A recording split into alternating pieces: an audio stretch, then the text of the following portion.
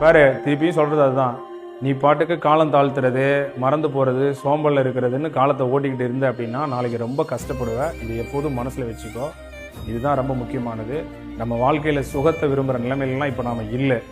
அதை மட்டும் மனசுல வச்சுட்டு தயவு செஞ்சு படிக்க ஆரம்பிச்சுட்டு, இந்த படிப்பால் மட்டும்தான் நம்ம வாழ்க்கையில முன்னேற முடியும்னு இருக்கும்போது நமக்கு தெரியுதில்ல, அப்போ அதை நம்ம செஞ்சிடணும். இல்லைன்னா நாளைக்கு பின்னால நம்ம அதாவது நாளைக்கு ஒரு விஷயத்தை ஏன் இப்படி செஞ்சுட்டோன்னு வருத்தப்படக்கூடிய ஒரு செயல் இருக்குன்னு தெரிஞ்சதுன்னா தயவு செஞ்சு அந்த செயலை செய்யாம இருக்கிறது தான் புத்திசாலித்தனம்.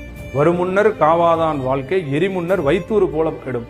நாளைக்கு என்ன நடக்க போகுதுன்னு தெரிஞ்சுக்கிட்டு தான் வாழ்க்கையை காப்பாத்தாதனுடைய வாழ்க்கை எரிமுன்னர் வைத்தூறு போல. அப்படின்னா வைக்கோல் போர் இருக்கு பாத்தீங்களா, அது நெருப்பு வச்சா எப்படி பொசிக்கிறோம், அந்த மாதிரி நம்ம வாழ்க்கை வம்பா போயிடும். இதை மனசுல வச்சுக்கோ. எதிரதா காக்கும் அறிவினாருக்கில்லை அதிர வருவதோ ஒரு நோய். நாளைக்கு என்ன நடக்க போகுதுன்னு ஆராய்ந்து அறியக்கூடிய அறிவினாருக்கு நடுங்கும்படியான நோய் வராது. அதே போல வாழ்க்கையில என்ன நடக்க போகுதுன்னு உன் மனசு சொல்லிக்கிட்டே இருக்கும். அதை சரி பண்ணு. உன் உள் மனசுல உன் பேரை சொல்லி சொல்லி சொல்லி பார்த்துக்கோ. நீ இப்படி போகாத, நீ போறது சரியில்லை, அதனால சீக்கிரம் உன்னைய மாத்திக்கோ. அரசு வேலைக்கு போறது நிச்சயம், நான் படிப்பேன்னு சொல்லி எப்போதுமே பாசிட்டிவ் அப்ரோச்ல உன்னைய திருப்பிட்டு பிஸியாவே இருந்துரு. எதையும் உன்னைய கொண்டு போய் அடிக்ட் ஆகிடாத, மாட்டிக்கிடுவேன்.